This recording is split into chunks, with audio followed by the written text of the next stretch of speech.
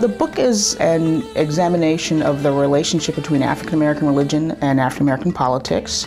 It's a historical approach, which is to say that I span the entire 20th century, looking at the enormous diversity among African Americans as reflected in their religious beliefs, and especially around the question of politics. I think one of the most contemporary examples, and is actually something I write about at the very end of the book, because I was finishing the book in the heat of the presidential campaign. So the conflict that emerged between Senator Obama and Reverend Wright was actually, to me, part of a much larger and longer story. In a certain way, the divisions that we see between Obama and Wright really represent a shift in African American politics, where the two roles, one the black elected politician and the other a very powerful religious leader, were in conflict rather than embodied in one person. And so I think those of us who are in the post-civil rights generation, we just assume a certain kind of connectedness and a powerfulness from black churches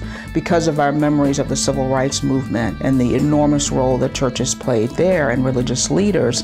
But we forget what a small minority of black religious leaders and what a small minority of black churches were actually engaged in that fight. One of the real consequences of the Voting Rights Act and the opening up of the vote to African Americans is the enormous increase in numbers of black elected officials.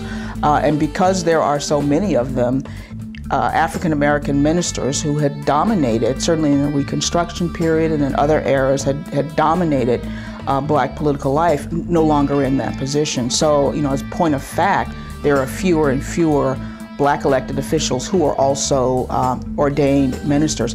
But it's written in a very accessible style, I think, and it's intended for a general lay readership. I think it'll be interesting to students of African American history and of African American religion in general. So much of African American culture, whether it's popular culture or political activism, is influenced by black churches and black religious culture, that I think some things will begin to make more sense after having read this book.